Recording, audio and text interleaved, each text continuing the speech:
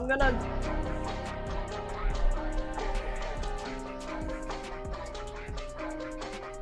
Two podcasters in the modern day are suddenly whisked through time and space to a world known as the Ghetto Era, an alternate timeline of Japanese history where hip-hop meets feudal Japanese culture.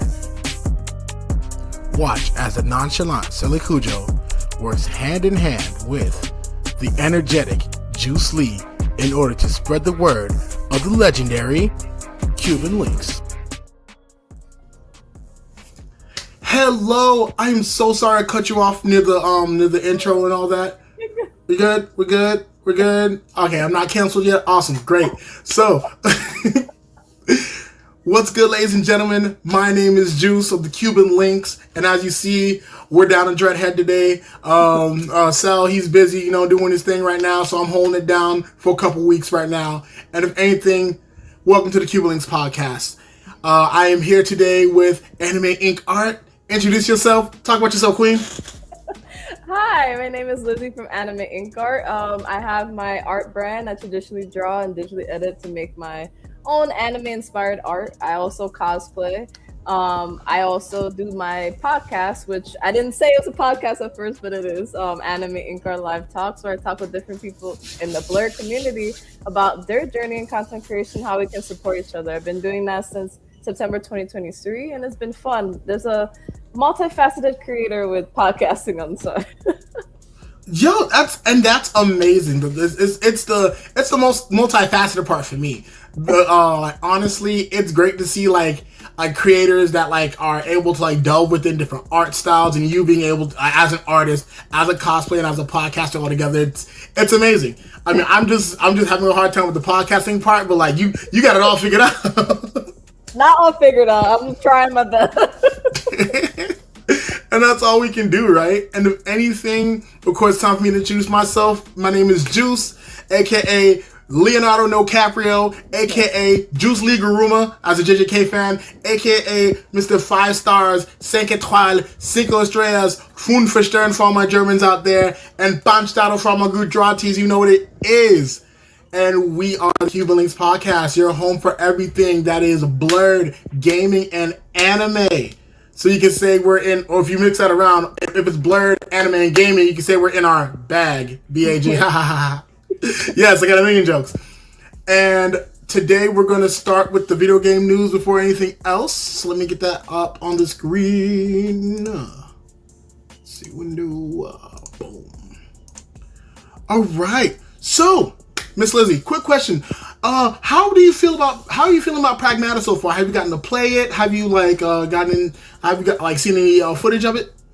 I've seen footage of it. I haven't got to play it yet, but it seems interesting. I'm looking forward to see gameplay of it and everything. Oh, for sure. I've seen plenty of gameplay. I'm loving it so far. Even the hacking segments. I first thought they would throw me off, but I've talked to other people who play the game and they love it. But today I wanted to get into something a little different about Pragmata, and that's the fact that as much as it's a game that everyone loves, there has been some controversy around the game. And so looking into this article by Ken Shepard, let's see if we can go through it. So he talks about how the first time he played Pragmata was in Summit Game Fest 2025, but the one thing I wanted to talk about is this. The trouble with discussing topics like this is that the anticipation of something insidious is sometimes more frightening than anything actually happening on screen. And regardless of what Capcom's intent was, Diana has unfortunately been subject to sexualization online. Yes, and it's heartbreaking to hear. Particularly Capcom then wittingly or not stepped on a rake with the Twitch badge that some believed was a dog whistle. Oh wow, okay, I didn't even know that part. I won't look into that part because I'll probably have to clean that out. But even if it wasn't meant to be, so pretty much what it's looking like is Diana the character. Hang on. So Diana, this beautiful child, adorable kid here, has been sexualized, and the big issue with that is that a lot of people tend to not see the issue in that, especially given how things have been translating into today's society of just of especially women of all ages being seen, at least from what I understand, and please, catch me if I'm wrong, women of all ages being seen as being objectified and often being reduced to their parts in ways. And so I think it's heartbreaking to see that it's happening even in the video game universe. And I really do hope that it does get better, because I think what's concerning about this is that a lot of times people will block up and say, "Oh, it's not that deep. It's just a game, whatever, whatever. Oh, it's just a joke." But people don't understand that those jokes tend to set the foundation for the institutions that end up harming more people than it helps.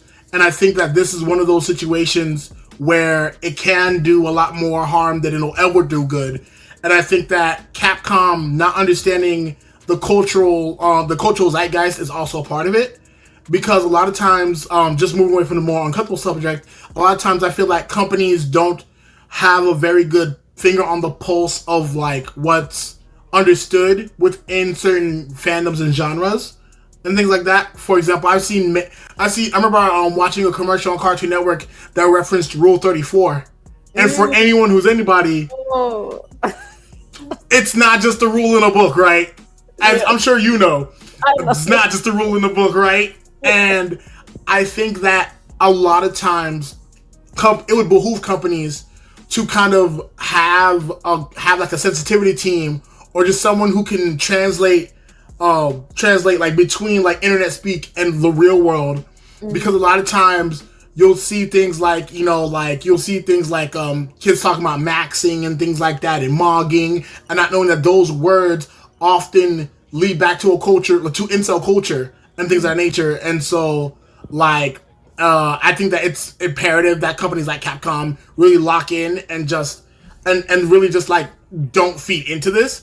Capcom has done a good job, as per the article, like besides what the article's telling us, Capcom hasn't done a good job, because what they've done in particular is like on their official Pragmata account, they have blocked people who have like AI'd Diane into certain situations, and so I'll give Capcom a hand for that for sure. But I think that in this case, this is a cautionary tale for companies to understand that selling to the gaming culture and understanding the gaming culture are two different things altogether. You know what I'm saying? And sadly, as much as the gaming culture does help to build the gaming business, there's a lot that's going on within the culture that needs to be fixed. And stuff like this is one of those things. But let me move on to another piece of news. Some better news. Best Nintendo Switch games that are on sale right now. For anyone who's trying to save money, here's what we got for you. Metroid Dread is now $40, 33% off from its original price. Fire Emblem falls in the same realm of $40. Same as Astral Chain and Bayonetta 3. I actually do want to play Bayonetta 3 because that's the only game I haven't played yet. I played Bayonetta 1 on the Xbox and I played Bayonetta 2 on my Switch. Yeah. But I definitely would love to get into Bayonetta 3. So this is going to be wonderful for me, personally. Advance Wars 1 and 2 Reboot Camp. I actually played a bit of Advance Wars back on the DS. And I've actually been a huge fan of the series. Is there any game here in particular that you're interested in, Lizzie?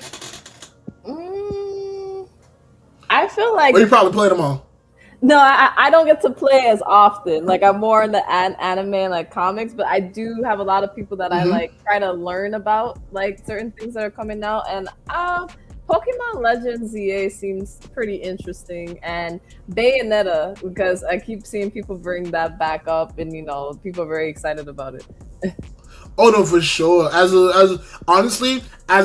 someone who grew up on the someone who grew up on the on like not Metal, goodness gracious, sorry, Devil May Cry, Devil May Cry and things of that nature. Seeing Bayonetta and seeing how like it's a character action game like Devil May Cry, but the experience is like no other. Like it's wonderful to say, because when you get a character like Dante out, you just think there's no surpassing it, or even like making something similar that isn't a copycat. Yeah. But with Bayonetta, I think what makes Bayonetta so great is that they lean into the fact that Bayonetta as a woman is very much confident in her femininity and her sexuality, and that in and of itself births so much innovative gameplay, from the torture attacks to like even like her like using her witch powers and things like that. I think that it's super creative how they're able to get stuff like that off. And I know I'm very much off topic, but a little extra.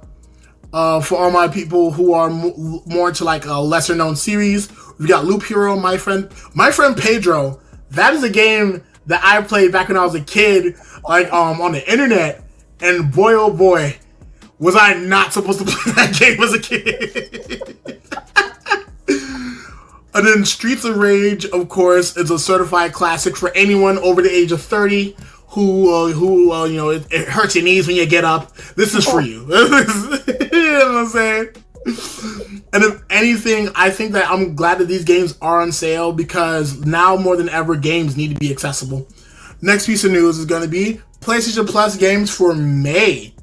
And so from what I'm seeing here, we might get FIFA. I don't know what this game is in the middle, and I don't know what that game is, but this looks like this might be Naraku Blade Point.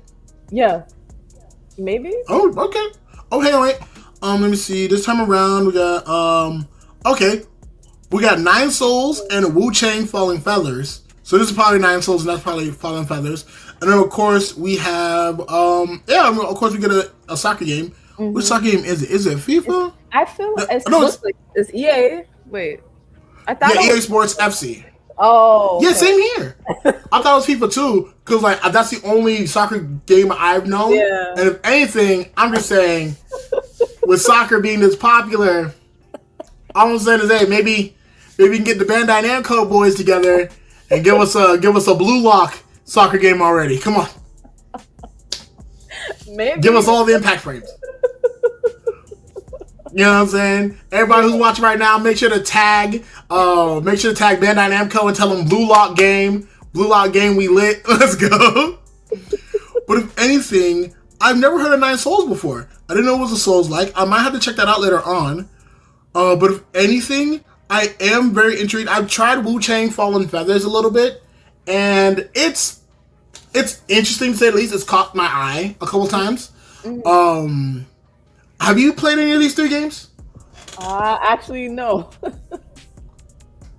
Understandable, because like they seem like things that would be in a backlog for someone. Like, not to say that they're not good, but like I haven't heard anyone talk about. Oh yeah, boot up that EA Sports FC 26. You know what I'm saying? Yeah, like no one's coming to the party talking about that. I mean, not gonna lie, I haven't heard somebody say like EA Sports in like since 2009.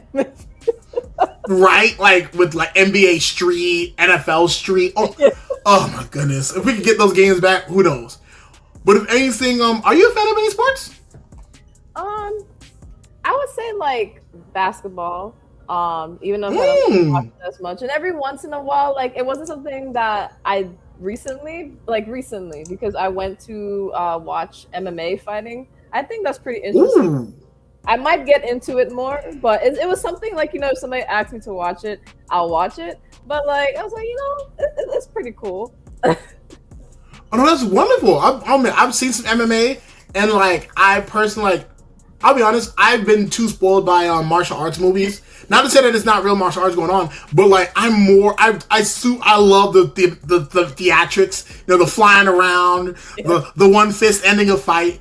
But I gotta say, MMA is definitely a great sport. It's just that I personally, like, it's like when I hear martial arts, I'm just expecting like, you know, like a nice like Bruce Lee flick or whatever, not like wrestling moves. But like, I'll admit, MMA as a sports culture is so deep. But also, shout out Quay Jackson, yo, what's up? How you doing, my guy? You know what I'm saying? We lit, you know, I'm out here with famous people. We made it, you know what I'm saying? I'm out here with a celebrity, you know what I'm saying? Nah. All right. The next piece of news. Call of Duty movie director previously called playing video games weak and pathetic. Now, the headline looks a little... The headline look a little crazy, right? You know what I'm saying? That's like if I'm a barber and I'm just like, yeah, cutting hair, that's for losers. I hate that. Now let me go get this fade in real quick. But if anything, let's see what the article speaks on about this real quick. Earlier this month, Activision revealed that Peter Berg, set to direct the Call of Duty movie from Paramount. Ironically, when asked about military video games over a decade ago, he had some harsh words for fans of military shooters. Ooh, okay. There is there is a good amount of context here because in this case, it sounds like he's only referring to military shooter players, which in that case still is like, come on, son, like, I just like, yo, like, not everyone's trying to get in the field for real. I think it's pretty. I still think it's very unfair to call people pathetic and weak for playing that kind of stuff. But you know what I'm saying? Like, ain't nobody trying to. I'm not trying to give my life up for my country. I got plenty of life to live. I'm trying to get old, start a bank account. You know what I mean? Drive a car. You know what I'm saying? Shit like that. But I was first spotted by Reset Era user Neat. Berg sat down for a long interview with Esquire back in 2013. Fresh off directing the classic film Battleship. Oh, that was a good movie. When asked about war games, Berg was brutal and blunt, calling them pathetic multiple times. Pathetic, keyboard courage. I can't stand it. The only people that I give a Call of Duty get out of jail free card to are the military. They're out serving and they're bored and they want to entertain themselves. Okay, maybe. Kids? I don't think that's fair. But also, I ain't gonna lie, like, also it seems like Berg has a habit of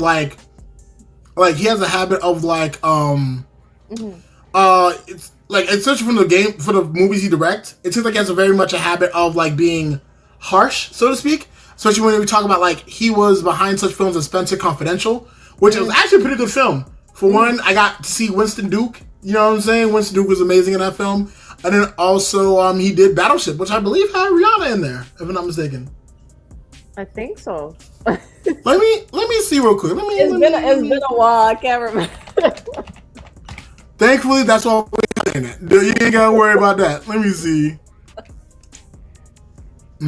IMDb. Battleship. Top cast. Liam Neeson's in it. Okay. Yep, Rihanna was in it. Yep. There we go. I know my island queen anywhere. I knew she was in the movie. The island gal. The island gal, you know what I'm saying? Back to this, because I don't want to see the guy in his underwear. I don't know why he's in his underwear. But yeah, boom. So, if anything, coming off of movies like that, I can see why he himself would not be a fan of like kids playing war games, because in that case, I'll be honest, I don't know what you've experienced playing online multiplayer yourself, but I know when I've played online multiplayer, especially in games like Call of Duty and Battlefield, people talk very tough for holding a piece of plastic and you know, moving a stick around. You know what I'm saying? Like, it's odd. It's like, it's crazy because I have friends who are veterans and things like that. And crazy part is, they'll come back, like the ones that, you know, like, knock on wood, don't come back, you know, like heavily traumatized from the throes of war and things of that nature. They're some of the sweetest people ever. So calm, so out of the way. You'd never know they know at least 6 ways to put you under the ground. You know what I'm saying? And it's so weird. Like, those people are so chill. Like, they're so down to earth, so relatable. But then you've got like Bobby Johnson in the 5th grade who just learned how to divide fractions. Give him a controller. Now he's Duke Nukem. Now he's Sergeant Slaughter. You know what I'm saying? It's so interesting how that disconnect works. You know what I'm saying? So all in all, I see what he's saying. There's not much else to go through in the article besides the fact that Berg is correct that people should go out and do more. So it makes sense why he said what he said. But also, I can see why some people probably look at like director of a video game movie says mean things about video gamers. I can see, like, I feel like as much as it is the responsibility of people promoting a movie to not piss off the fan base, it's also the responsibility of, you know, companies that report on things to give a clearer headline. But of course, right, we gotta catch attention. It's always the attention grab. They're like, you won't read it unless we put the attention grab. Exactly. Next piece of news is that all the evidence that GTA 6's next trailer is nearly here. I'm honestly intrigued in this because I want to see how far they've gotten with this, especially given all the road bumps they've gotten into with just like hackers and leakers and things of that nature.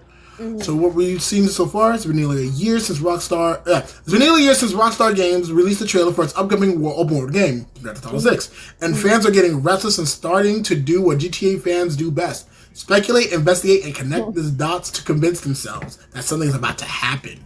Over the last 2 weeks or so, a growing number of GTA fans began claiming or suggesting that the next trailer will arrive in either the final days of April or the first few weeks of May. Well, let's walk through this GTA fan theory. The biggest reason why many fans are expecting a new trailer is that on April 23rd, Rockstar's parent company, Take-Two Interactive, announced that its fourth quarter earnings call would happen on May 22nd. And historically, Rockstar has released trailers or made big announcements in the days leading up to an earnings call. I think that is very interesting and is a very good strategy, because as a business, you want to make sure that you keep the shareholders' mouths watering to make sure they see that you're still worth the money they're putting into you. So that's actually a really good take. I like that. For example, the trailer 2 dropped on May 6th of last year, and then on May 15th, Take-Two's fourth quarter 2025 earnings call happened. So honestly, it's good to see that there's a pattern of GTA releases, 6 releases so far. I just think that to use that one example is very much it's very discouraging, because Rockstar also isn't very much known for the consistency. They'll make a game that's about like how to live your own American dream, but then they'll also do union busting. So there's some conflict there. There's a lot of things going on. Right. Plenty of things going on. But if anything, that's about the meat and potatoes of the article. Everything else just seems to be going over community developed theories, but we ain't got time for any of that. Next piece of anime news is going to be that Takeru Hokuzono's Kagurabachi manga gets a TV anime in April 2027. Oh, you're a Kagurabachi fan too? Yes, I found my people. Oh, my sweet nerdy heart. Oh my goodness. Oh my goodness. I'm glad. Oh my gosh. How far have you gotten in the manga? I would say I'm like halfway, so I still gotta catch up before the manga comes. Girl, I'm gonna tell you that I'm caught up in the manga, and it's going crazy. Like, I think what's amazing about having Kagurabachi come out as well, getting a TV anime, is that you've read Kagurabachi, and as a you're a business owner, you're a podcaster, so I'm sure your wit is as sharp as a knife. So I'm sure you understand like the very much the anti-war sentiments in that manga, especially when talking about how like especially when speaking on like the idea of like weapons being used as a deterrence, to the point like it's like a really good commentary on nukes without having to use an actual. It's kind of like Metal Gear Solid, only instead of like giganto nuke robots, they're samurai swords.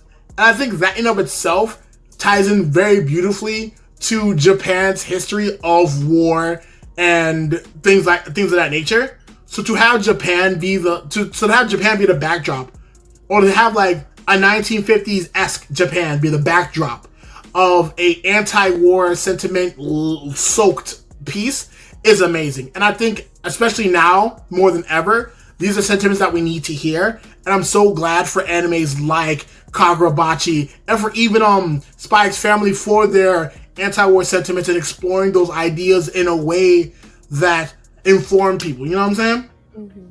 Yeah. No. Also, yeah. shout out to the. Mm-hmm. No, so yeah, that's true. Thank you. But shout out to the third person who came in. We lit right now. We're going over anti-war sentiments. Yeah, and here's the teaser trailer. We're watching it. You know what it is. Look at that. It's looking. Let's see. Oh my gosh. Let me stop. It looks so good so far. Look at the design. Oh my god.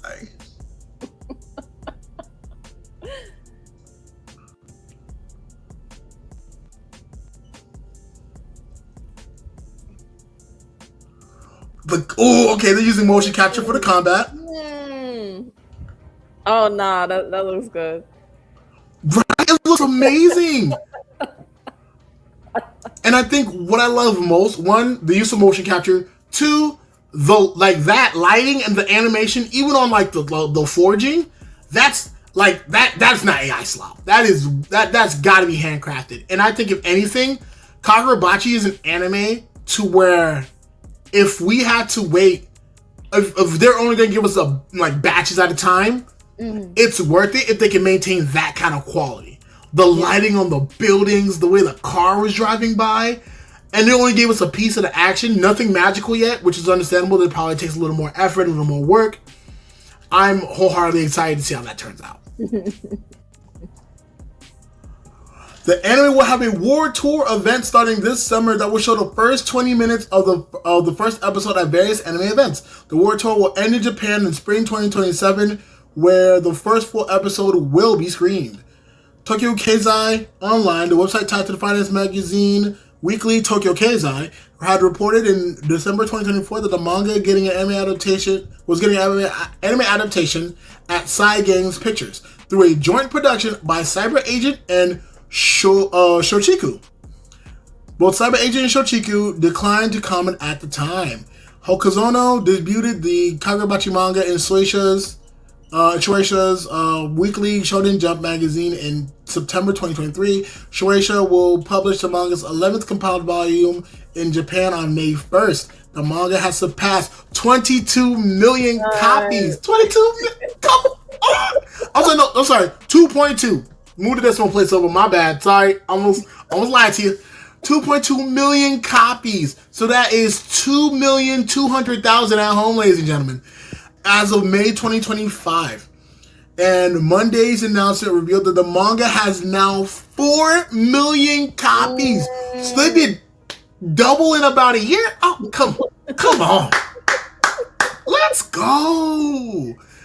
I'm honestly loving this so far. I'm so happy for this. And not only that, they're releasing the manga in print and they'll release the 7th volume on May 5th. Cinco de Mayo? Cinco de Drinko? Hi! Let's go! Oh yeah, I'm taking a shot of tequila to that. I'm crying. Off screen, of course. Next piece of news. Sonic Racing Cross Worlds game releases Like a Dragon's Majima for free DLC. Are you a fan of the Yakuza series by any chance? Yeah. Can we just be friends? Oh my gosh.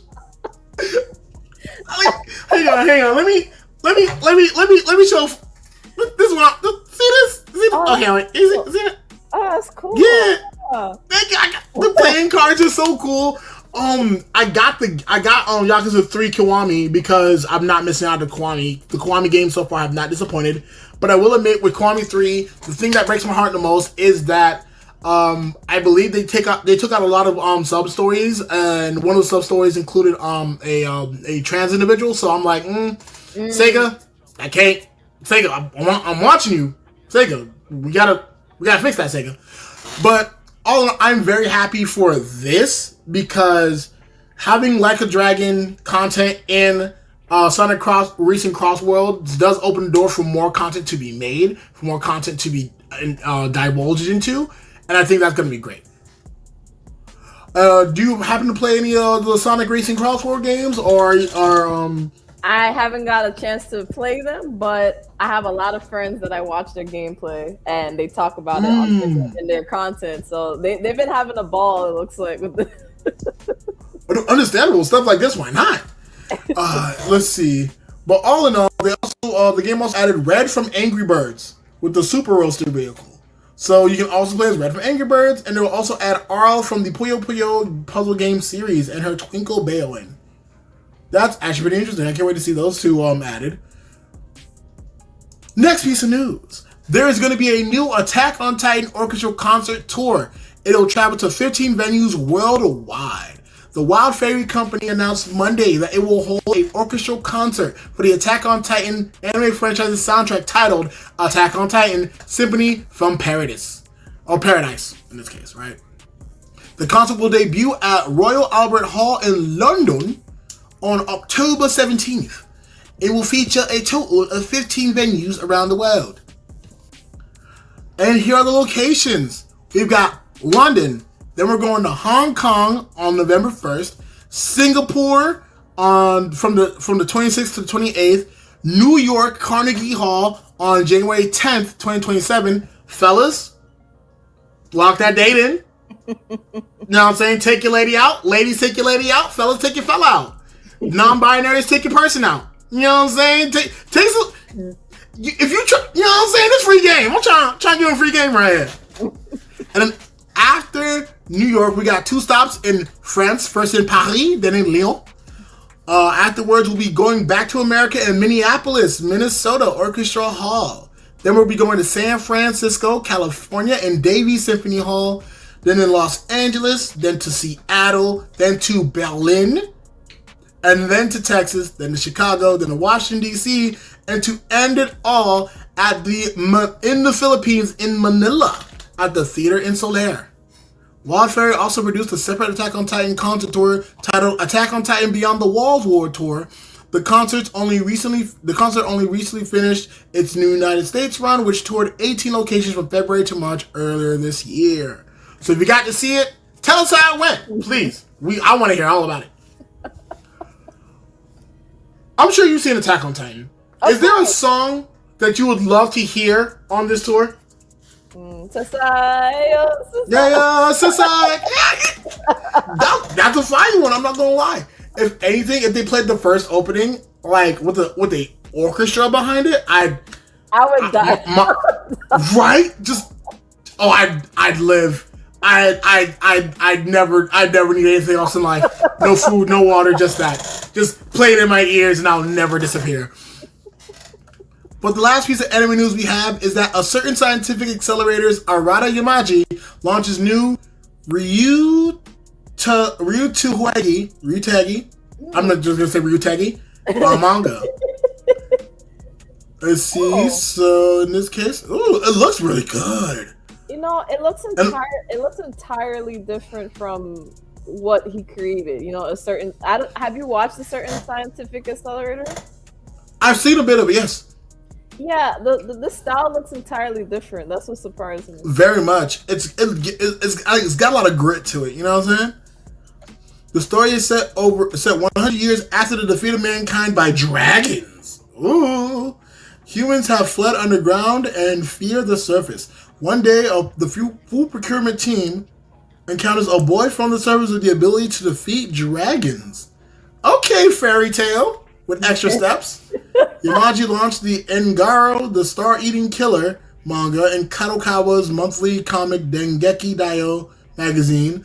In February 2024, Kadokawa published the manga's third compiled book volume in April 2025. The manga was canceled in August due to various circumstances that have led Yamaji to only be able to work on the manga intermittently. Okay. Yamaji ended the Kaibatsu Shonen Demon Boy manga in December 2022. Yamaji launched the manga in May of 2022. Kadokawa shipped the second volume in April 2023. Let's see what else. Yamaji began a certain scientific accelerator manga spin-off series about the certain magical index character Accelerator. Okay. If anything, this does look super interesting. I can't wait to get more information on this in particular.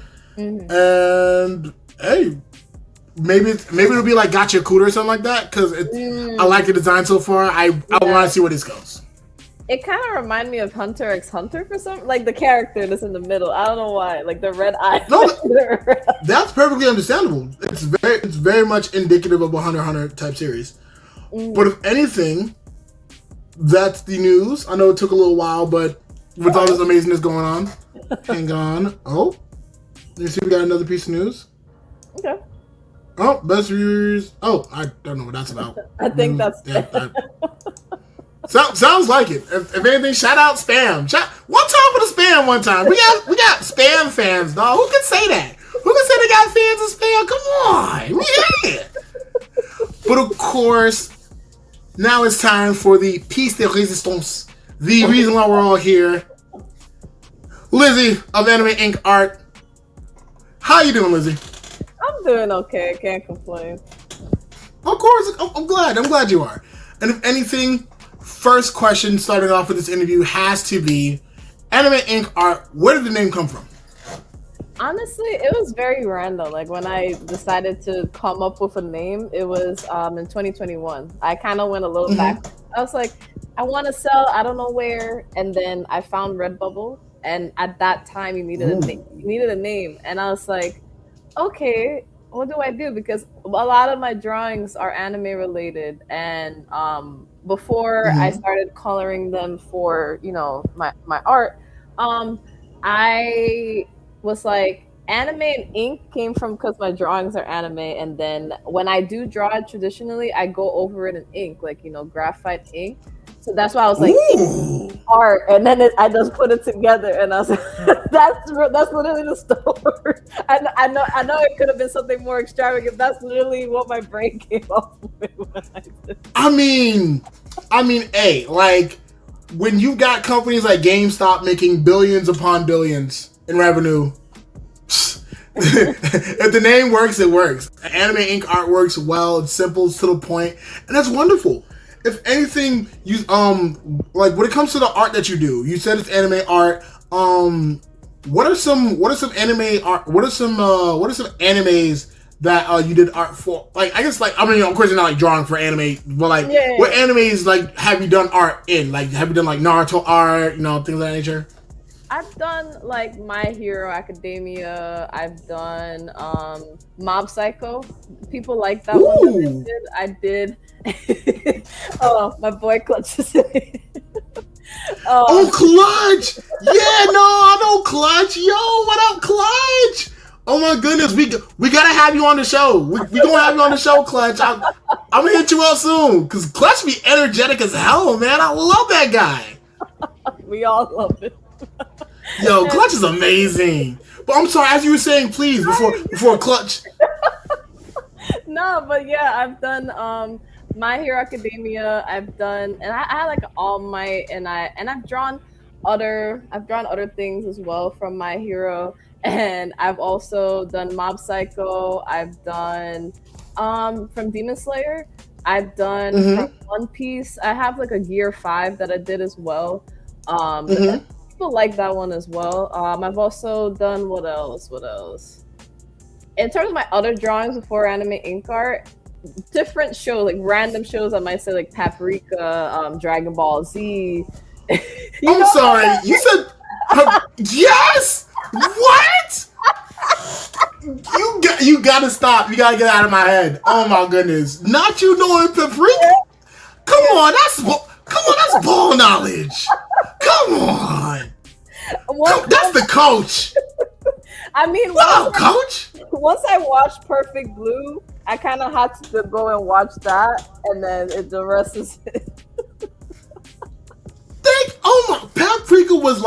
Paprika was the greatest, trippiest experience I've ever had watching a movie. Yeah. Like the most I do is drink a little bit. But so when I was watching, I was like, whoa, what was in my food? I'm seeing Japanese businessmen fall off of buildings, and I'm seeing all these, you know what I'm saying? Like, and this is coming off the tail end of like experiencing the nightmare fuel that was Paranoia Agent. Yeah. So I'm just like, yes. What? I'm like,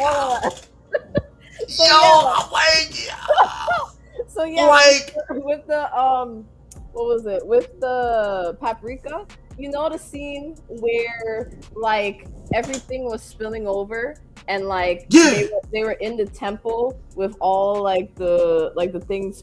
That's what I drew. Why I decided to redraw that, but it was a mess. I'll show you later, but I drew that. Please do, and like I because if anything, I think that in and of itself, like the fact that you like as an artist to just be able to just pick something out of the blue and just say, yeah, I want to recreate that just so I can have it on hand is great. It's amazing. And I've got to ask, as an artist, have you do you do commissions? And if you do commissions, like what's been the most rewarding commission that you've done? Like it didn't, maybe they didn't pay as well, but maybe you just did it and you're like, oh, I'm the shit because I could do that. I really drew the fuck out of that body pillow. Or I went crazy making that Shikamaru picture. What was the time that you felt super proud of the work that you did? So yeah, I do commissions, and usually it's like I do a digital file, but if people want like the print version of it, whether it's in the frame or not in the frame, I do that. As well as you can put it on merch if you want to. That's something new that I added. So a few years back, like maybe 2 years ago, I was at a pop-up, and a mother and their child saw that I did anime. This is before I went to conventions. They're like, oh, you're the anime person in this random pop-up, and their son liked Rimuru from my reincarnated as a slime. So they asked me, can you draw him? And also they wanted it on Tumblr. So I thought that was pretty cool because I always wanted to draw Rimuru, and then I got to put it on the Tumblr. So that was one of the ones that I really like doing. Oh, that's so cool. That's amazing. Honestly, I would really like that. I guess if anything, another question would have to be, what is an anime that you haven't drawn from that you want to draw for it? Gachikura. You haven't drawn anything from Gachikura yet? Not yet. Girl, I will commission you now. I will commission you for a Corvus picture. What? Oh, we'll talk soon. The check coming in soon. We'll talk. But no, like that's so interesting. I would assume that, like, especially someone of your skill, because I've seen your artwork on your Instagram. I like to look around. You know what I'm saying? And especially the paprika joint, because I'll be honest, when you mentioned paprika, I was like, oh my gosh, she mentioned the paprika piece, and that's one of I've seen. And when I tell you, like you gotta change your name to 4 times too, because you ate with that one. you ate, you know what I'm saying? Like, for real, you did. Like, y'all can clip that. Yeah, she ate. You know what I'm saying? Like I think that what I enjoy most about your style so far is that, like, you're so, like, you draw like someone who pays attention to detail. Oh, and I think that's very important, because as much as art is, being free and doing what you need to, but like you gotta be able to like plan that vision. And I think that's what makes your art stand out to me, particularly, for sure.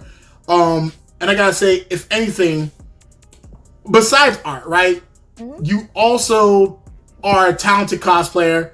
I've seen some of the cosplays you did. I saw the Gachikura cosplay you did. That was amazing. Yeah. I've been back and forth, like before. I've been back and forth with art and that for 2 reasons, because of all the things I decided to do. That's one. So the multiverse. That 2, I took a little bit of a break up until like maybe a few weeks ago, for like a month, just because I'm working on the color portion of it. So you are correct. Like, I really like detail. And prior to AnimeInkArt, I tell people all the time, I would be a manga artist if I could, because I like the black and white. I've been learning a lot when it comes to color, so I've been trying to fix the way I wanted to look at the end result, because I scan it and then I edit it digitally. So I always come across trying to fix the quality at the end. So that's what I've been trying to work on. So that's why, like, there's always like an in between. So I do the other content and I come back to that, and then I create when I can with the art. No, that's perfectly understandable. And I gotta say, in that case, you mentioned your content, of course. I've seen your cosplaying content. When it comes to your art content, is it just you, like, posting the picture? Do you do like, like, hey, watch me paint this up real quick. Why don't you just make the Mona Lisa because I felt like it? You know what I'm saying? Is any of that as well? Because not to say that because the cosplay stuff's great. I just know that, like, I definitely, like, when I did do the search, I was like, I stopped at Paprika and the same cosplay, so I was like, oh, yep, I'm here. I'm now. Text her now. So the OGs know that, like, there's different types of ways I do with the art content. So in the beginning, it was like showing, like, the process with, like, still pictures. So, like, this is like what looks in the drawing, then with ink, and then the final result. And then over time, before I really got into cosplaying, sometimes depending on the character, I would cosplay the character and then show the design. So I kind of did that with Gear 5. Like I did a whole transition with Gear 5, and then I was like, oh, here's the design. And then sometimes when I make merch with the art, I would do the same thing. Like it would be like a transition video. Sometimes when I back in the day, and sometimes now when I go to like conventions and stuff and I'm wearing the clothes, like I'll transition like me outside and then me with like the art and everything like that. That's kind of like what I do. Oh, that's so cool. I guess if anything, another question would be, so you do content and you attend conventions, as an art dealer, I'm sure. In that case, what has been your favorite convention to sell art? So I've done I transitioned from pop-ups, and then I went to art shows, and then most recently, like in the past year or two, to try to do more conventions. So I've done like a few smaller conventions and everything. I think my favorite one that I go to it's a convention called Philly Otaku Fest. It's in its fourth year, about, I believe, and it's at the Cherry Street Pier. And the reason why I like them so much is because they're so welcoming. They're so welcome to feedback. Everybody is so nice, like when they go and everything. I never experienced like how some art, like sometimes you go to certain pop-ups depending on the crowd or certain conventions, and depending on how they feel about your prices or what you do, like they ask these like very weird, like intrusive questions. Like I don't get those vibes there. Most times they're like very welcoming to the art, and I always sell pretty well there. So I really do like that convention. Oh, nice! That's lovely. And so you mentioned that you get intrusive questions and all that. Like I can only imagine, what are some of the questions that you've gotten that about your art and all that? Like, is it something like, oh, is this Naruto, but it's actually like Asta from Asta from Black Clover or something? Or like, oh, is this Pikachu, and it's really just like Luck from Black Clover or something like that? So I will tell you one of the most awkward experiences. I was in a town here where I live called Flemington. It's not they don't have much of us. Oh no, girl, you was in a snowstorm. Oh my gosh. The anime pop-up was hosted by a Black person, but not everybody was Black. But all the vendors were great. But there was this one gentleman, it was a white guy. They came up to me and they were like, oh, how are you doing, da da da da, and they were talking about my art, and they were saying how oh, it's very edgy, it's very dark. Now I'm like, for me it's because I'm in between, I traditionally edit and then I digitally edit and traditionally draw. I'm like, people always say oh, it looks like mixed, like you scanned it. So that's just my little thing, I know. But I was like, what do you mean by dark? Because I don't just draw I guess bunnies, and so maybe for a girl, maybe it's right. Because as you know, women are obligated to draw rainbows. So I was like, oh, well, I have this cutesy thing. It was I have one where it's a bunny. It has hearts from the very beginning days, and they're like, oh yeah, even that's dark. I was like, okay. And then somehow it turned into a racial thing where they asked me, because you know when somebody says, oh, you're a Black person, right? And then he went on for about 3-4 minutes about saying about police brutality and George Floyd. I was like, wait a minute, sir. And the way I am, I'm trying to figure out how to end the conversation, but I don't like to interrupt people back then. So I let it be. I try to be neutral, right? And they're like, oh yeah, have a nice day. And some of the people that know me from some other pop-ups we went to, they came to this one. They came up to me and they were like, are you okay? I'm really trying to break down the jump from oh yeah, this is some dark art to the prison industrial complex really doesn't benefit you guys, does it? Like that's an Olympic. Like he needs to be in the Olympics and like do the long jump for the U.S. Because that's a record leap in logic. So that had to be one of the most craziest ones. Besides when I went to Thai Geekdom, this is when I was still trying to figure out my setup and everything. Right. I had a Rengoku design that I did, and I had it on a hoodie. I only had one at that time, Ooh. and before I learned not to put too much in my setup, if I didn't have enough of certain things, I put it on Right. my banner, like near the end of the end, just to show that I had it and Mm-hmm. everything. And Of course. there was one kid that like liked it, but like he like ran to it and he like went to go touch it, and the dad was like, "Oh yeah, that's Rengoku, that's the dope," and he took a picture of it and they walked away.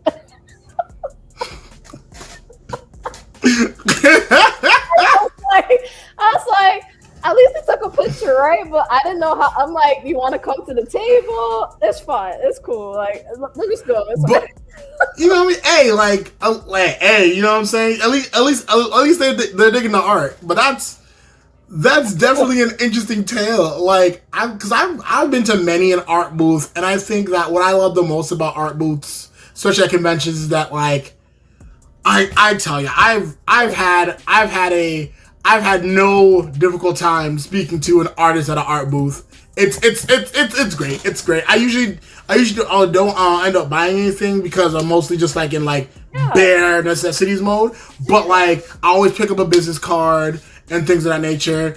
And then do you do business cards, or do you like have like even see, ooh, so professional. Oh, I'm talking to a professional. Oh, but even more so about the honestly about the art anime ink art situation, right? Hmm. Is it just you, or is there a team behind you? How does that work? So right now, like in terms of like posting and the show and like when things get done and everything or collaborations, Mm-hmm. a lot of it is me, but like I don't have a team, like a dedicated team. But fortunately, like, as I've kept doing it, like, I get advice from people or I get help from people. And then shout out to Clutch, like he invited me for the Hidden Dream Village, and I'm part of his cutscene clan, so I'm getting a lot of advice from him. And like, he's helped me on one of my projects. I did like a in-person podcast, roundtable talk, and like he helped me with the edits and stuff like that. So that's kind of like, I get help here and there for certain projects, but I don't have a Hmm. team to do like the 90% of what I post. Okay, so pretty much it's all you. Yeah. That's amazing. That's so cool. And then I guess segueing into the more of the anime part of this. As an artist with an eye for detail, I'm sure that you pick up certain things in animes and things of that nature, right? Yeah. What is one thing that you enjoy about anime art, like art and Yeah. anime art direction in anime, Mhm. and what's Yeah. one thing that you don't enjoy about how art's been in anime so far? That's a good question, actually. Like, so what I think what I think is like what they do well and then what they don't do well. Exactly. Yes. Mm, I think with some of the shows that we praise, like Gotcha Kuda, like even Attack on Titan, I would say. Um, Mm-hmm. Another honorable mention would probably be like Dandadan and Jujutsu Kaisen. I think like the detail, like like when they do it well, like the detail that they put in the movements, maybe like like facial expressions, clothes and stuff like that. When they do it well, that you can see every movement like fluidly. I think that Right. a lot of um a lot of like animation studios, and they do that very well, or they focus on that the most. I think something that I don't like is like when it's not done well, I guess, or Mm-hmm. probably like I guess maybe like color schemes, or like like they had the whole debacle with Mappa and Jujutsu Kaisen, or even if you Hmm. go to AOT. Yeah. I didn't really notice at first, but I watched a video about it where people said that sometimes there were certain stills where you could still see like the rough edit of like a transition before it went, but you really have to pay Mm. attention to stuff like that. But I don't fault that on the artist itself. I fault that on the time that they give the artist. That's probably why people don't. When people complain about that, when people complain about maybe like faulty movement or like things wobbling, a lot of times it's Yeah. not. A lot of times it's not the artist. A lot of times it's like if you give an animator like 3 days to do something That as ass. opposed to giving them like a month and a half past slash 3 months slash 4 months to do like maybe 30 seconds. Mind you, it's a lot of work. It's a lot of drawing for those Yeah, 30 because seconds. Yeah. all those frames, right? Yeah, so imagine like in the terms of Mappa, like you're finishing it close to like when it's getting released. You can expect Mm-hmm. for there to be spots where it's blotchy or spots where it's not that much movement because you didn't give them time to cook. That's Makes my sense. yeah. So that's the two things I would say.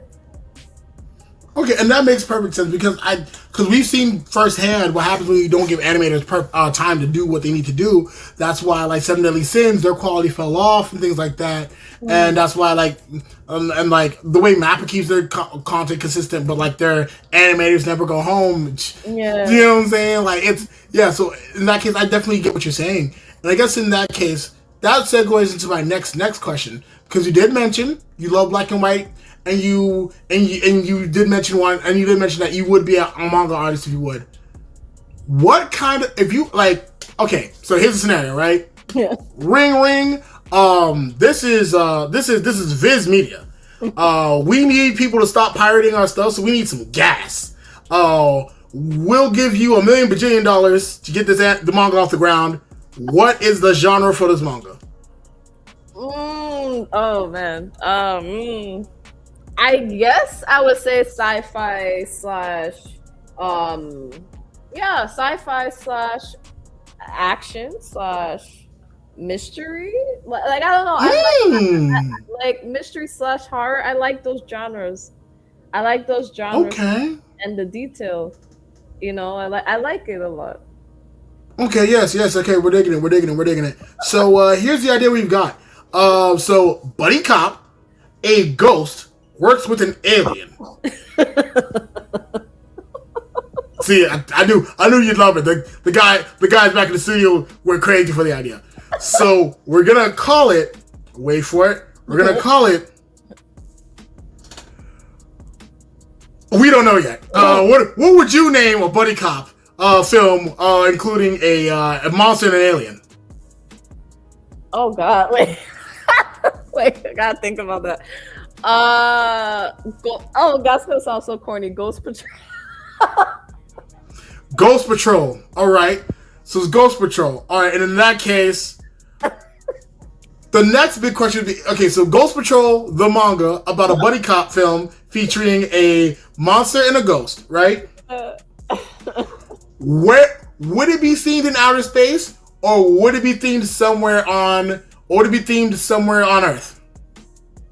I feel like why couldn't it be both? Like show like some up there and then some down there. Like Okay.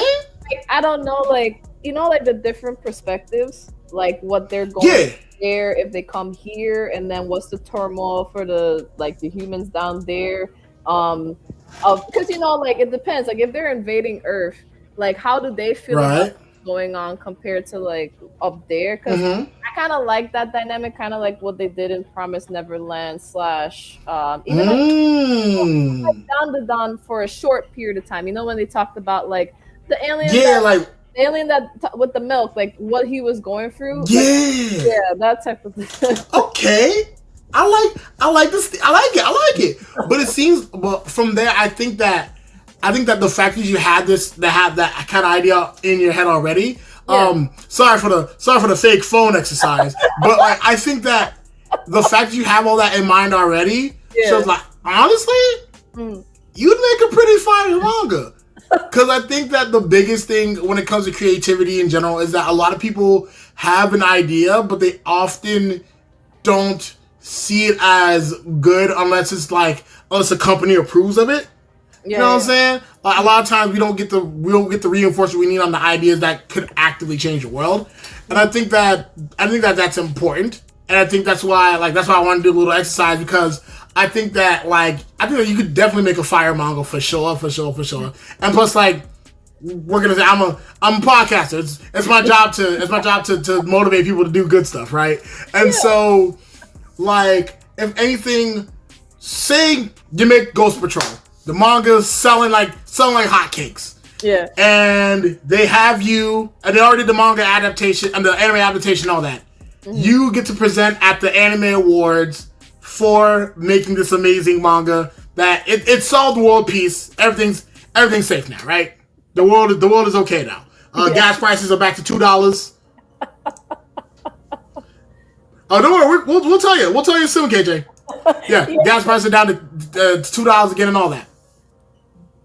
Who would you think as your motivation? Like who would be your inspiration artist-wise, for your manga work? The creator of Fullmetal Alchemist, the same one that made Demons of the Shadow Realm recently. Woo! I love a woman who supports women. Oh my goodness, that's what I'm talking about.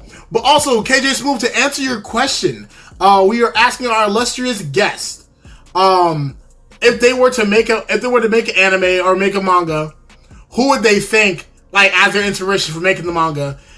Pretty much we're just kicking it around, asking questions. Oh, hang on, wait, let me see. I like that. Yeah, it's he did. You see, yeah, he just want me. Yeah, KJ can be in it. You got room for a side character, KJ. KJ has an amazing voice acting voice. Awesome. See, hey, we'll have your people call our people. Right? And I think it's super cool that you mentioned the creator of Fullmetal Alchemist, because I, for one, appreciate once again oh, hold on. I know it ain't J. Karama. What up, though, dog? It's your boy. We talking. I'm talking to famous people right now, man. You gotta text me, man. I'm sorry, Miss AnimeInkArt, or it's just Miss Ink. You can call me Lizzie. Don't worry. Miss Lizzie, the Miss Lizzie. But that's really amazing that you mentioned that, specifically because if there's one thing about me, I love art with a message. I love art with a point. Art can be for art's sake, but especially the way I grew up, function matters just as much as form.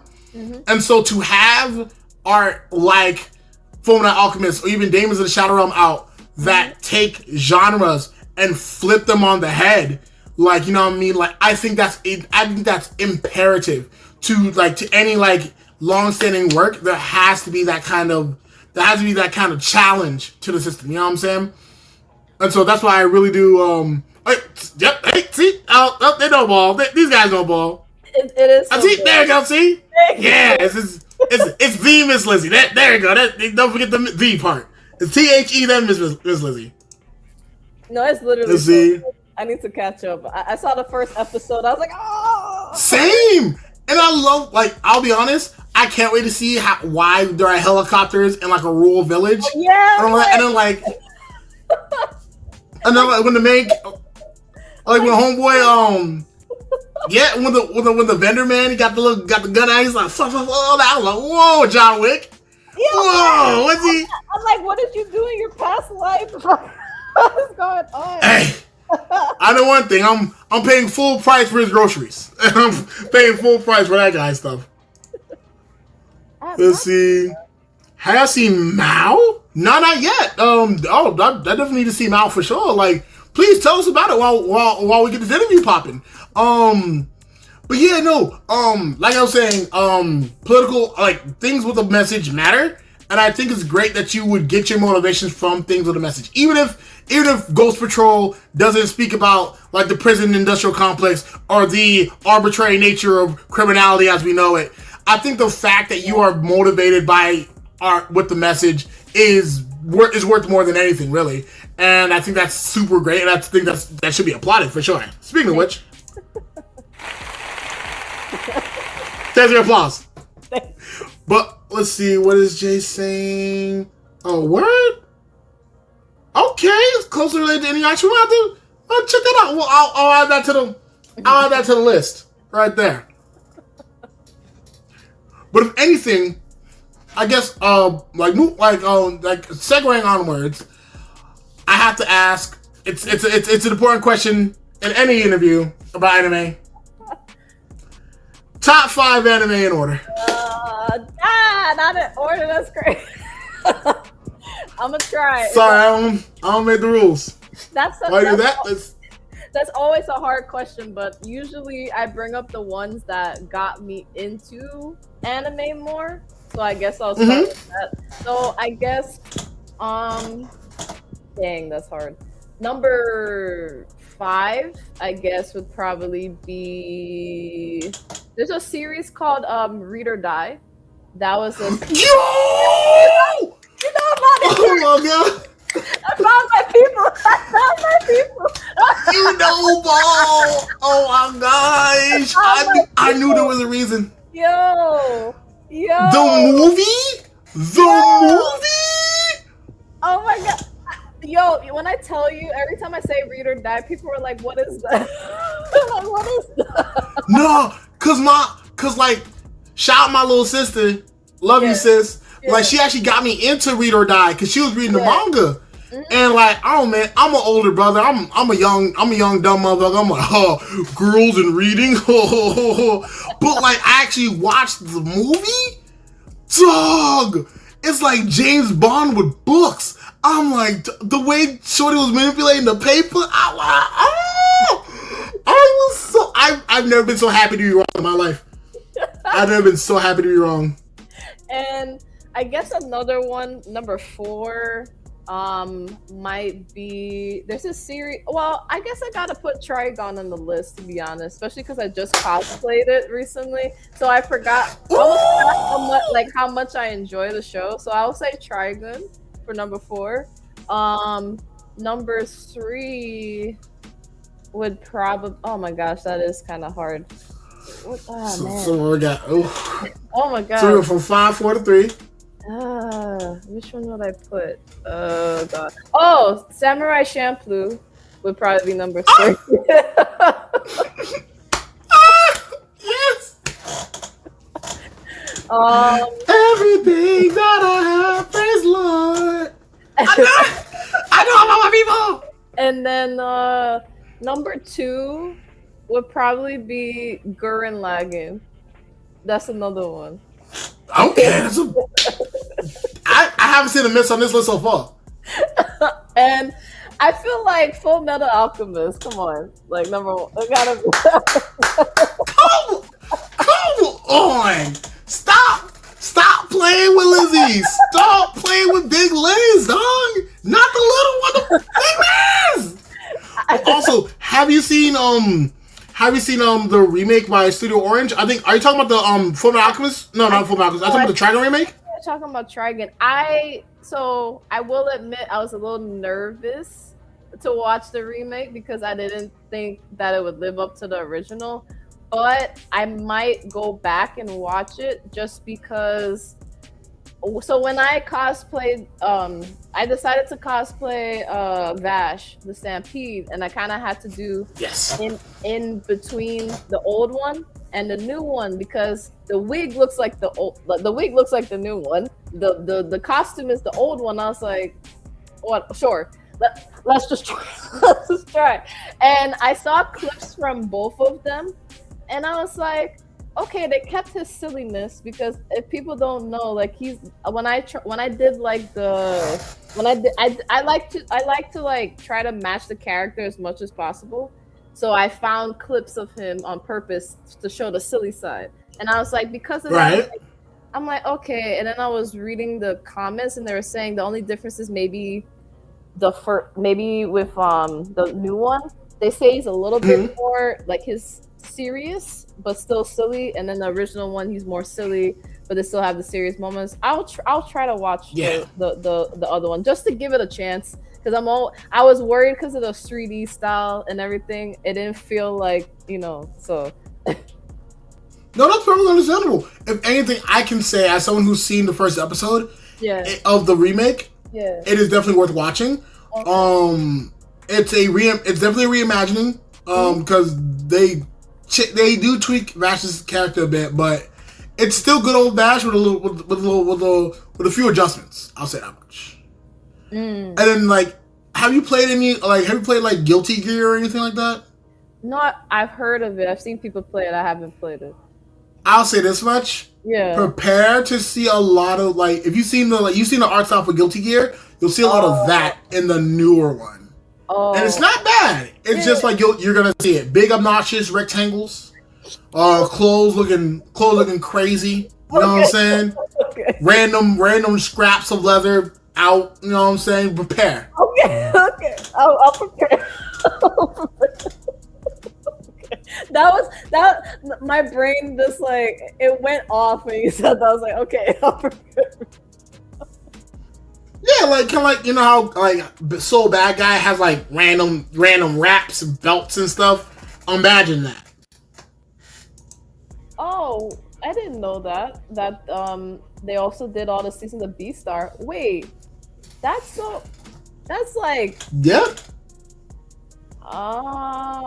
That's how you know it's good, because Beastar's animation is peak. I ain't gonna lie. Yeah, I watched all 3 seasons. I don't know if the second part came out yet, but I watched up to season 3 part 1. So that's interesting. Okay. Yeah. But no, honestly, that sounds super interesting. I definitely got to check out Beastars. I finished season 1. So I got to watch 2 and 3. But if anything, next question has to be, first off, amazing list by the way. But the next question has to be, what is a cosplay that you are planning to do? I'm glad you asked the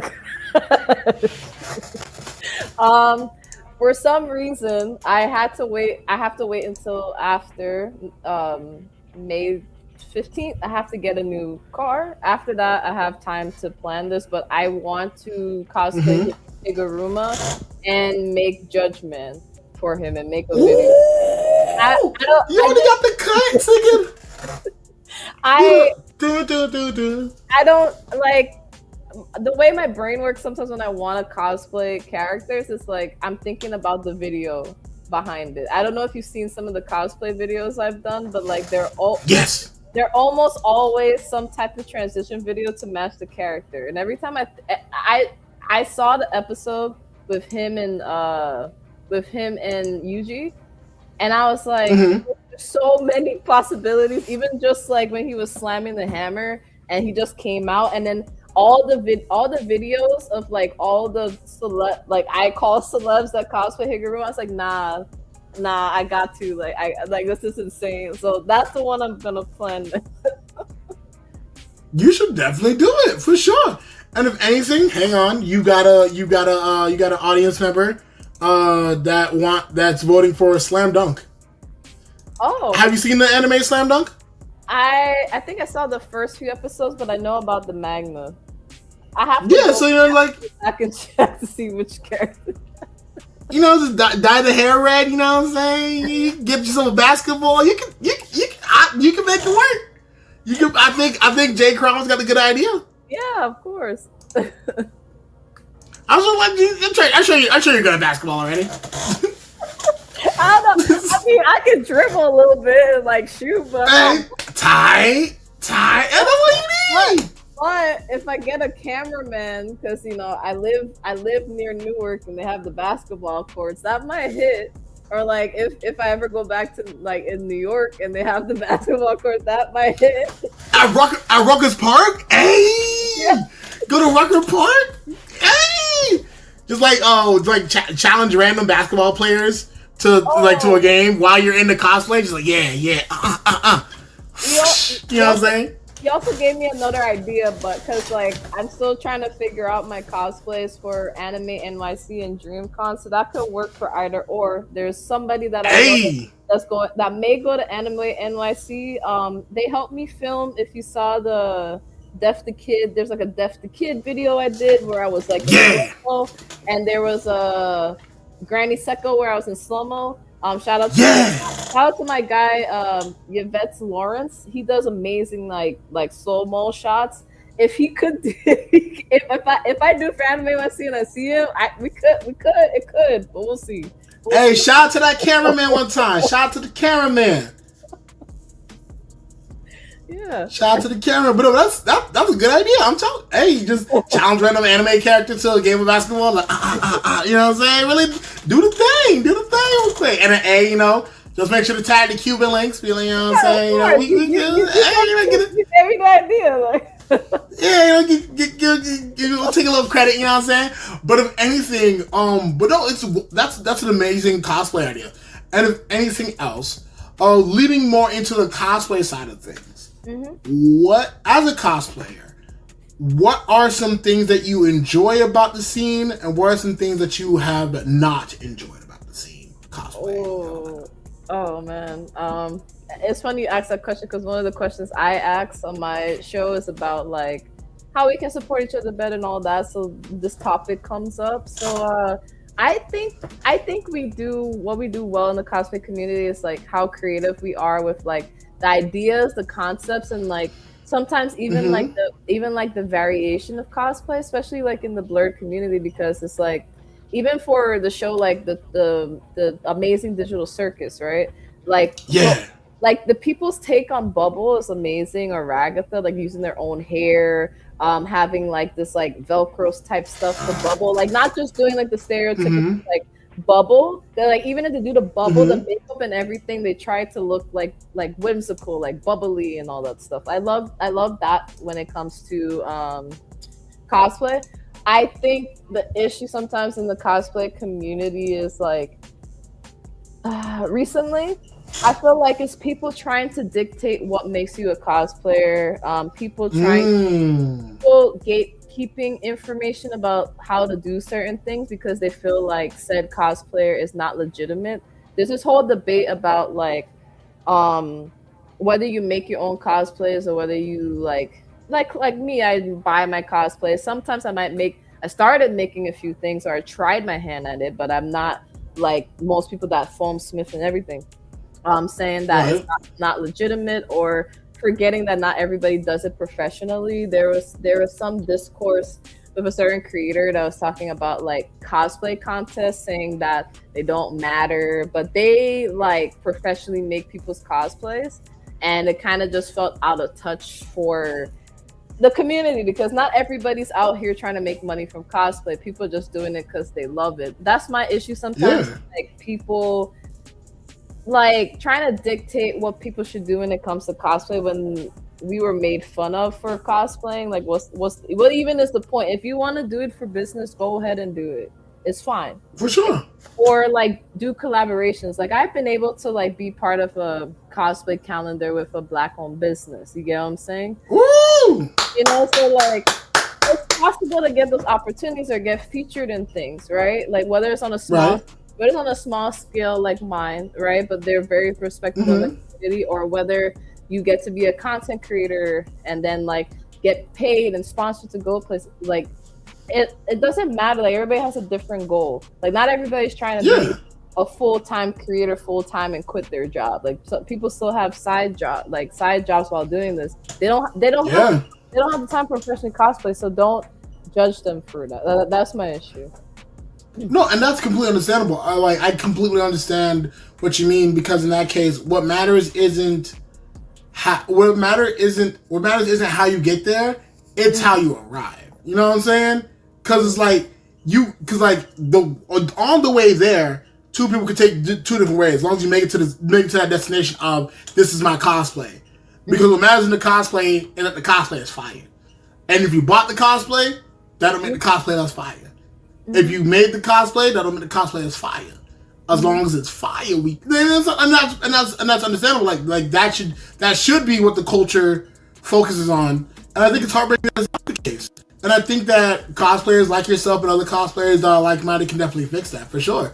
Cause like if like with any culture, right, what has to change is that core idea before like anything else ripples out, right? Mm-hmm. And I think that even if it means like forming your own space, or things like that, that's always an idea. But like no, like that's completely understandable. And I think it's interesting that is the case for a lot of cosplayers.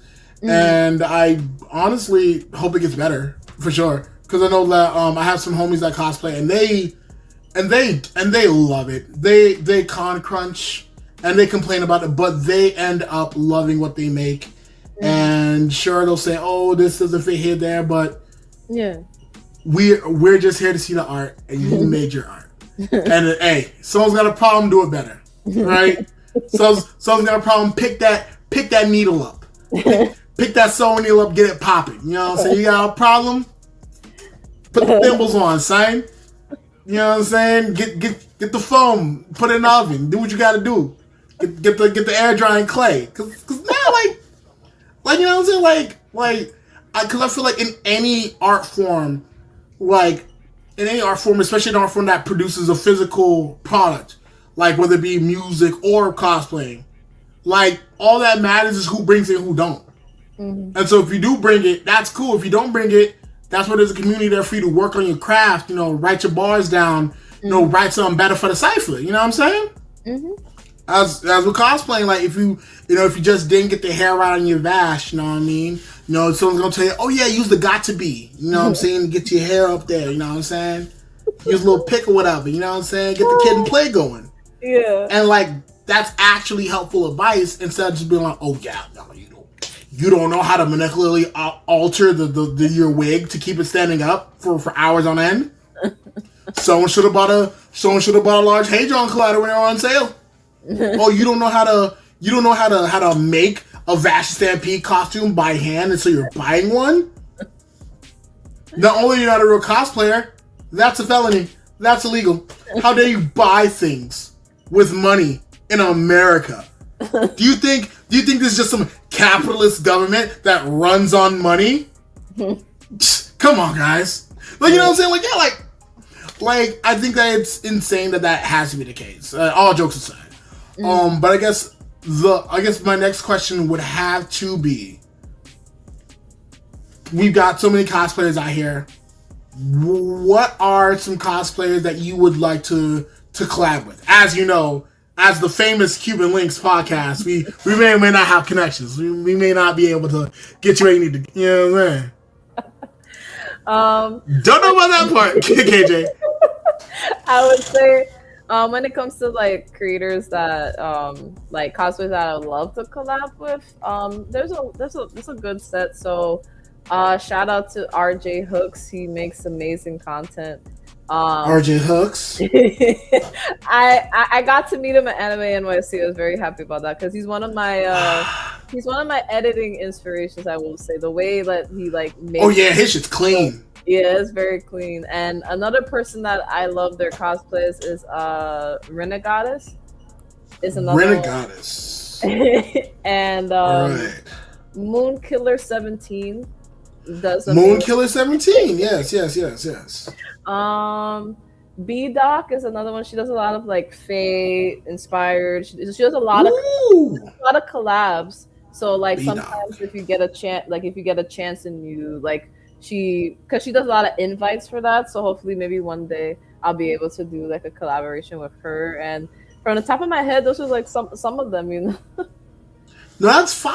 And if anything, you know what I'm saying, Miss B, you said B-Stack, B-Doc? No, B-Doc, yeah. B-Doc. Oh, so Miss B-Doc, you know what I'm saying? If you open to, like a New York Fae, with the do-rag, like do-rag wings, you know what I'm saying? Like the wing with the do-rag cover, you know what I'm saying? And then like with like a nice like Fae fitted with the flowers around that, you know what I'm saying? Like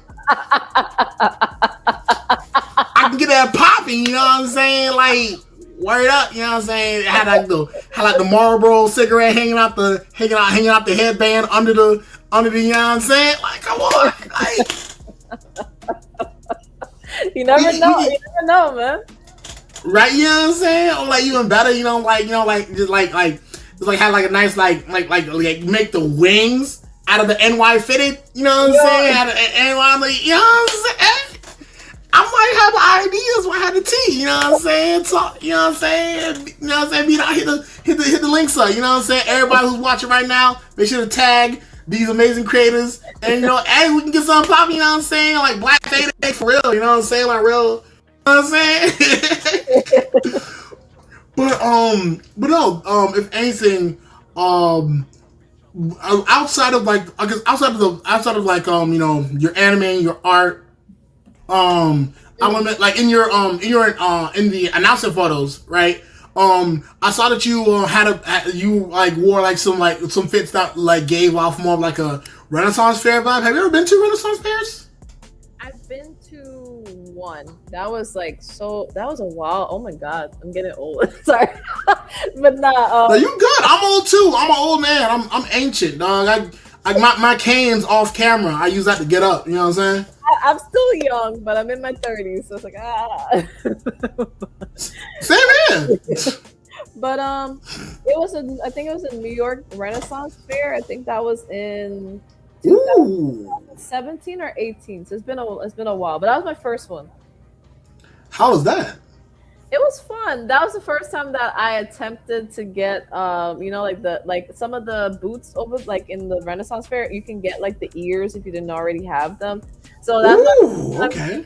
Getting ears. But honestly, it's like one day I need to do like a Fae look, because like the past few years since I started AnimeInkArt, whether it's like all this stuff is happening in May and I can't do it or whatever, I've been able to draw like certain like original characters some Fae days, but I haven't been able to cosplay. So like hopefully one day I'll be able to cosplay and then like get the ears and everything, and then just you know what I'm saying? Hey, you know what I'm saying? Any Renaissance Fair folks in the chat right now, you know what I'm saying?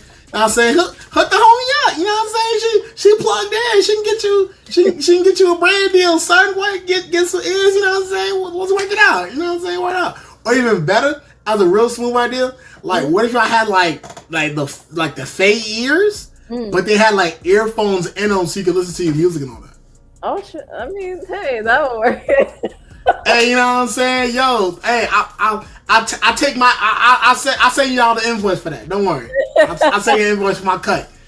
You know what I'm saying? That'd be real fire. So you can really just like for one, you can like jam to music or whatever, or like, you know, like if you at a convention and some like weird dude trying to follow you around and be like, oh no sir, I don't have any change. What are you talking about?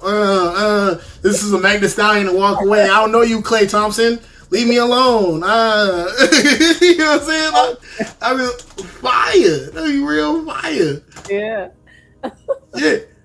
And then if anything, I gotta ask, what's a good next question to ask, really? Is there any what's a convention that you have your eye on visiting? Unfortunately, I couldn't do it this year, but I have to go to MomoCon at least once. All right, MomoCon. So you hear that, MomoCon folks? You know what I mean? Making a boss call. Let my dog in next year. You know what I'm saying? I got them. You know what I'm saying? We'll handle the middleman and stuff. Just let her in. You know what I'm saying? We don't. You know what I'm saying? Yeah. You know why? Because well, they're very competitive. So maybe one day I'll get in Artist Alley wise, because only 20% usually get in every year. But because I had to get my car on the 14th of May, I have to put a down payment on that. So it was too much to like travel, because MomoCon is like at the end of May. So I was like, oh yeah. Yeah, that's tough. That is tough. That is tough. I mean, I can only imagine how they're doing maintenance on the Lambo truck. You know what I'm saying? Gotta get the Bugatti gotta get the Bugatti back from Europe and all that. You know what I'm saying? Damn, I got that old true Honda and shit. You know the Honda. Hey, why you playing? Yo, I was a Toyota boy not too long ago. You know what I'm saying? Back in them days. You know, back in them good boy. Shout out to the Toyotas. They last forever. You know what I'm saying? Shout out to that Corolla. You know what I'm saying? From back in them days, man. All right, so in that case, the next segue is probably going to be onto. I'm thinking something. Oh, got it. All right, so it's Jump's 150th anniversary, right?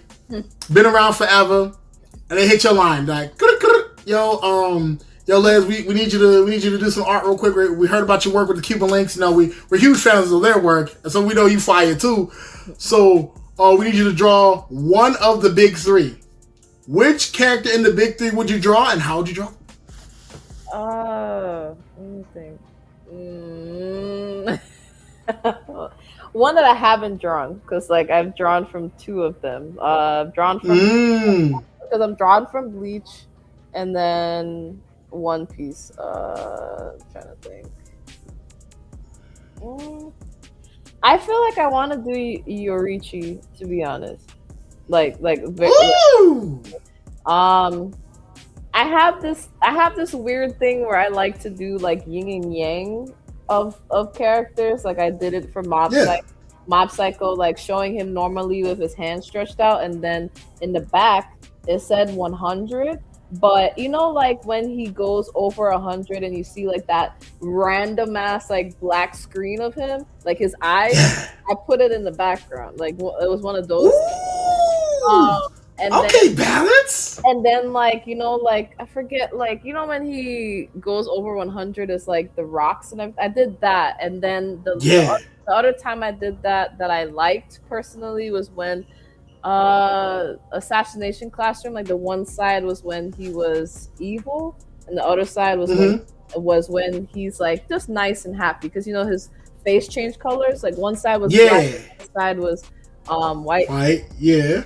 I feel like with Yorichi, I feel like I would want to play on like, you know, the lightning aspect of her and draw. Ooh, and have that be the white part?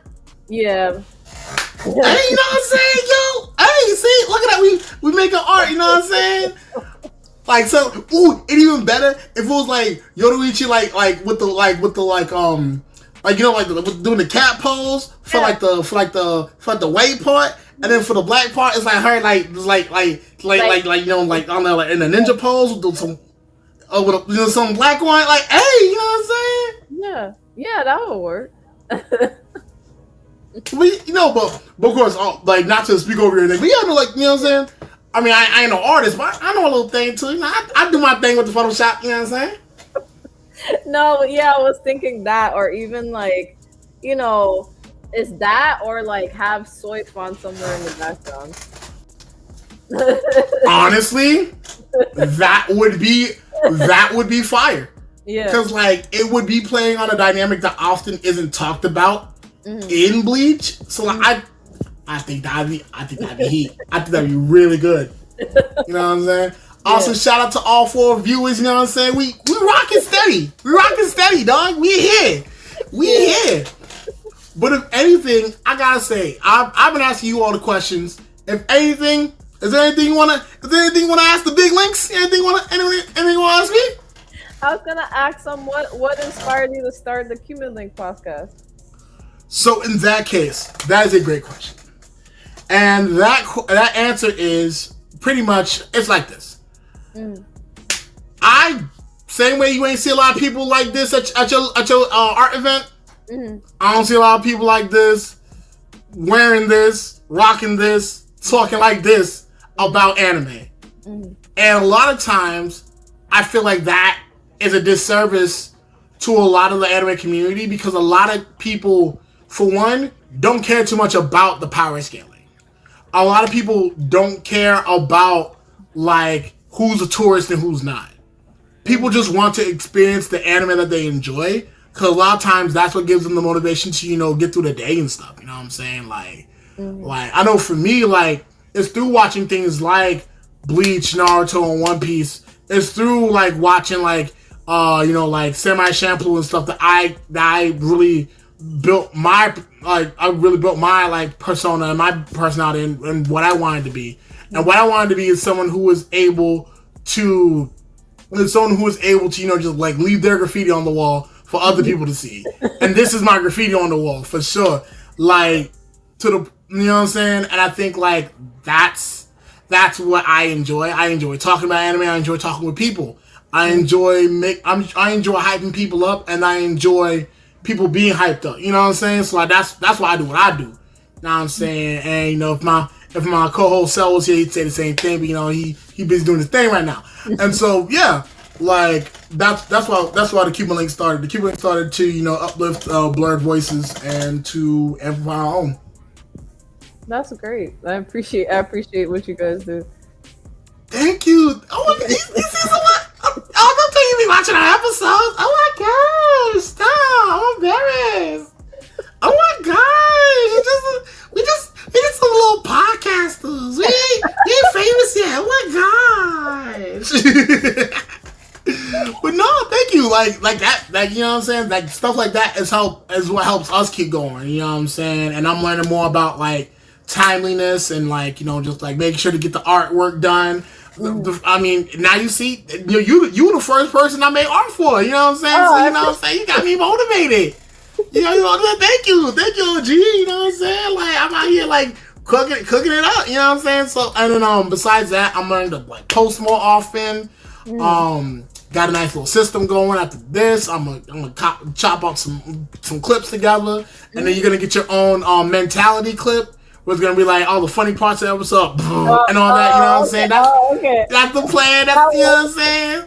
So all them funny jokes. You know what I'm saying? I did that for a reason. You know what I'm saying? But yeah, no, look, this is why I do it, and this is why I enjoy it. Being able to connect with people, being able to communicate with people, and stuff like that. But if there's anything else you want to talk about, any upcoming projects that you got, like, speak now for hold your peace, man. Okay. Well, the main thing is on June 6th, for like the show AnimeInkArt Live Talks. I got accepted for a panel for like a first time convention. So so it's called AnimeInkArt Live Talks, an interactive podcast experience. That's kind of why I've been putting like the interactive questions lately, because one, it helps when I don't have like a specific content, but two, I'm trying to figure out like what questions to ask, because basically it's kind of like, you know, I ask people about themselves on the show, but I always ask about like what we can do better and stuff like that. And in my in-person podcast, it was all the topics that, like, you know, issues that we deal with in the community, or like things we want to talk about further, but it's not really about that in AnimeInkArt. We talked about it, like, you know, like women in the nerd space, like how we get a lot of hate, or like racism in the community. We talked about like the dub versus sub debate for a little bit even, or like do we support indie comic people, and people, and they got a chance to like just talk about it and give input, and that was like the 2-hour long thing. But people after that, they were like, do you want to do it in the convention? And I wasn't sure, and then I just tried it out. I applied for Anime NYC. We will see. I do not know, but I am going to Anime NYC. I will let you know if it's for a panel, but I will make it there, you know, either or. And for sure. The podcast, the one that I got accepted to is called Capital City Anime Fest. So that's gonna be in Trenton, and that's gonna be on June 6th. So if you guys are in the area, definitely come out. Come through. Outside of that, there is one project that I will share later because I'm in the process of working on it, but it's art related. Okay.